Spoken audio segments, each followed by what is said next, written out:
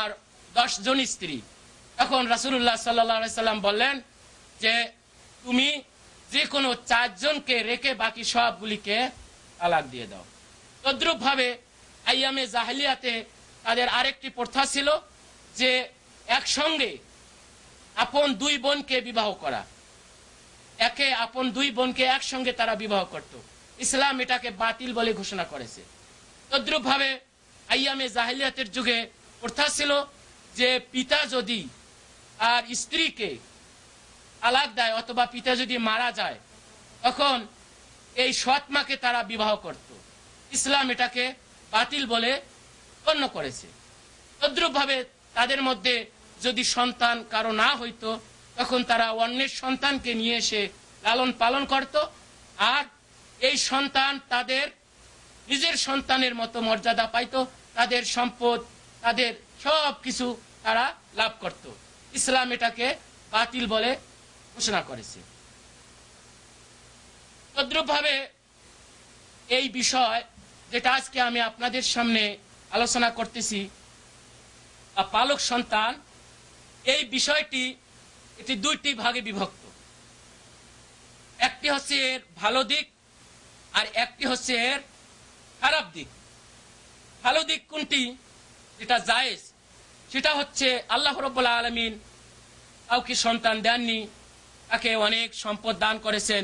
সে যদি মনে করে কোনো গরিব ঘরের বা যাদেরকে আল্লাহ সম্পদ দেননি, অনেক সন্তান, তাদের সন্তানকে নিয়ে এসে লালন পালন করে, ভরণ পোষণ করে, তাদের খোরাক, তাদের লেখাপড়া ইত্যাদি যদি করে বড় করে, কিন্তু তার এই ইচ্ছা নয় যে আমি এই সন্তানটিকে আমার সন্তান রূপে আমি বানিয়ে নিলাম, যদি এই ধরনের ইচ্ছা তার না থাকে তাহলে নিঃসন্দেহে এর মধ্যে কোনো দোষ নেই। কারণ এটা হচ্ছে একটি উত্তম কাজ, ভালো কাজ।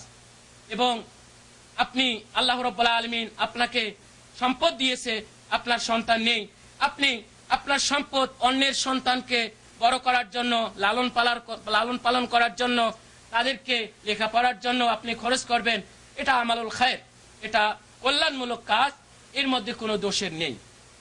যেটা হচ্ছে হারাম সেটা যে কোনো ব্যক্তি তার সন্তান নেই কিন্তু অন্য কারো সন্তান নিয়ে এসে সেটা কিনিয়ে নিয়ে আসুক আর এমনি নিয়ে আসুক, নিয়ে এসে সে বড় করে, লালন পালন করে এবং তাকে নিজের পিতা বলে পরিচয় দেয় এবং সন্তানকে নিজের সন্তান বলে ডাকে। আর এই সন্তান তার স্ত্রীকে মা বলে ডাকে এবং যাদের সঙ্গে বিবাহ হারাম তাদের সঙ্গে এই সন্তানও তার বিবাহ হারাম, এবং যাদের সঙ্গে দেখা করা যায় এই সন্তানও তাদের সঙ্গে দেখা করতে পারে। এইগুলি ইসলাম রহিত করে দিয়েছে, এটাকে ইসলাম নিষেধ করেছে, বাতিল বলে ঘোষণা করেছে। কারণ এই পালক সন্তানের মধ্যে অনেক ধরনের আপনার খারাপি, যেটা আমরা পরবর্তীতে আলোচনার শেষে আমরা আলোচনা করব ইনশাআল্লাহ।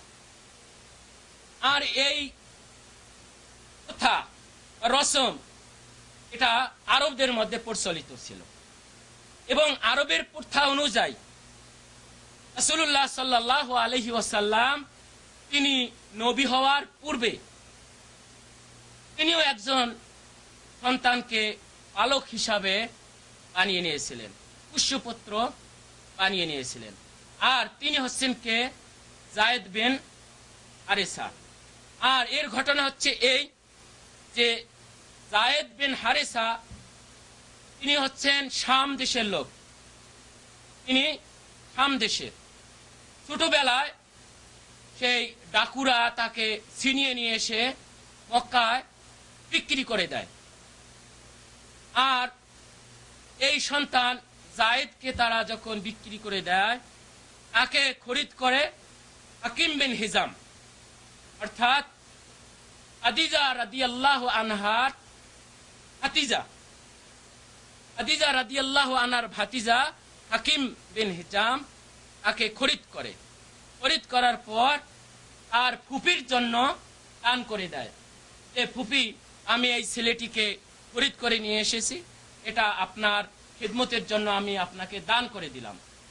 তখন খাদিজা রাদিয়াল্লাহু আনহা এই সন্তানটিকে রাসূলুল্লাহ সাল্লাল্লাহু আলাইহি ওয়াসাল্লামের খিদমতে দান করে দেন। রাসূলুল্লাহ সাল্লাল্লাহু আলাইহি ওয়াসাল্লাম তখন এই সন্তানটিকে বা এই কৃতদাসকে আজাদ করে দেন এবং তার কাছে রেখে দেন। এরপর এই যায়েদ রাদিয়াল্লাহু আনহু আর পিতা তাকে খুঁজতে থাকে। একদা যায়েদ রাদিয়াল্লাহু আনহুর চাচা তিনি মক্কায় কোনো কাজের জন্য এসে এই যায়েদকে দেখতে পান। তারপর তিনি তাকে জিজ্ঞাসা করে যে বাবা তুমি এখানে কেন, তুমি কার কাছে আসো? বলে যে আমি মুহাম্মাদের কাছে আসি, আমি মুহাম্মাদের কাছেই আসি।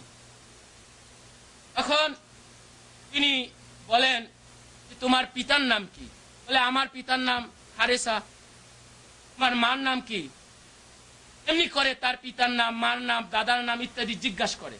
তখন সে ঠিকভাবে বলে দেয়। তখন সে নিশ্চিত হয় যে এই ছেলেটি সেই হচ্ছে সেই যায়েদ যে তার বাড়ি থেকে হারিয়েছিল। তখন তিনি গিয়ে যায়েদ রাদিয়াল্লাহু আনহুর পিতাকে খবর দেন যে ভাই আপনার ছেলে মক্কার মধ্যে, আমি তাকে দেখে এসেছি। তখন তারা মক্কায় চলে আসে। এসে রাসূলুল্লাহ সাল্লাল্লাহু আলাইহি ওয়াসাল্লাম তখনও নবী হননি। তখন রাসূলুল্লাহ সাল্লাল্লাহু আলাইহি সাল্লামকে বলে যে হে মুহাম্মদ, আপনার কাছে এই ছেলে, আমি যত টাকা আপনি চান আমি আপনাকে দেব, আমার সন্তানকে আপনি আমাকে ফেরত দিন। তখন রাসূলুল্লাহ সাল্লাল্লাহু আলাইহি ওয়াসাল্লাম বললেন আমার টাকার কোনো প্রয়োজন নেই, তোমাদের সন্তান তোমরা নিতে এসেছো, তোমাদের সন্তান যদি যেতে চায় আমি তাকে বিনা টাকায় আমি ফেরত দেব, কিন্তু এর ইখতিয়ার আমি যায়েদকে দিয়ে দিলাম। তখন যায়েদকে রাসূলুল্লাহ সাল্লাল্লাহু আলাইহি সাল্লাম বললেন যে যায়েদ তুমি তোমার পিতার সঙ্গে যাবে না তুমি আমার কাছে থাকবে? তখন যায়েদ রাদিয়াল্লাহু আনহু কেঁদে কেঁদে বললেন যে আমি আপনার কাছেই থাকবো, আমি আপনার কাছে এতদিন যা পেয়েছি এরকম আমার পিতার কাছেও আমি পাইনি, অতএব আমি আপনার কাছে থাকবো। তখন রাসূলুল্লাহ সাল্লাল্লাহু আলাইহি ওয়াসাল্লাম ঘোষণা করে দিলেন, হে উপস্থিত লোকজন, তোমরা জেনে রাখো আজকে থেকে যায়েদ আমার ছেলে এবং আজকে থেকে আমি যায়েদ আমার পৈতৃক সম্পদ পাবে এবং আমি যায়েদের পাবো, অর্থাৎ যায়েদ আমার ছেলে, সব কিছু এই যায়েদের সঙ্গে আমার আজকে থেকে যেরকম নিজের সন্তানের সম্পর্ক তদ্রূপ ভাবে আজকে থেকে যায়েদের সঙ্গে আমার সেই সম্পর্ক। আর এটা ছিল ইসলামের আবির্ভাবের পূর্বে, অর্থাৎ রাসূলুল্লাহ সাল্লাল্লাহু আলাইহি সাল্লাম তখনও নবী হননি। এরপর যায়েদ রাদিয়াল্লাহু আনহু আস্তে আস্তে বড় হইলেন। বড় হওয়ার পর তখন সেই রাসূলুল্লাহ সাল্লাল্লাহু আলাইহি সাল্লাম তার উপর ওহী আসলো, তিনি নবুয়ত পাইলেন, নবী হইলেন। এখন মক্কার কাফেরেরা যখন নির্যাতন করা শুরু করলো তখন রাসূলুল্লাহ সাল্লাল্লাহু আলাইহি ওয়াসাল্লাম মক্কা ভূমি ত্যাগ করে তিনি মদিনায় হিজরত করলেন। এর মধ্যে যায়েদ রাদিয়াল্লাহু আনহু তিনি বড় হয়ে গেছেন, বিবাহর উপযুক্ত হয়ে গেছেন। এখন রাসূলুল্লাহ সাল্লাল্লাহু আলাইহি ওয়াসাল্লাম তিনি যায়েদের জন্য এখন মেয়ে খুঁজতেছেন, তাকে দিয়ে যায়েদের বিবাহ দেওয়া যায়। তারপর তিনি কি করলেন, রাসূলুল্লাহ সাল্লাল্লাহু আলাইহি ওয়াসাল্লামের আপন ফুফাতো বোন আর তিনি হচ্ছেন কে, যায়নব বিনতে জাহাশ রাদিয়াল্লাহু আনহা। এই যায়নবকে দিয়ে রাসূলুল্লাহ সাল্লাল্লাহু আলাইহি ওয়াসাল্লাম যায়েদের প্রস্তাব পাঠাইলেন।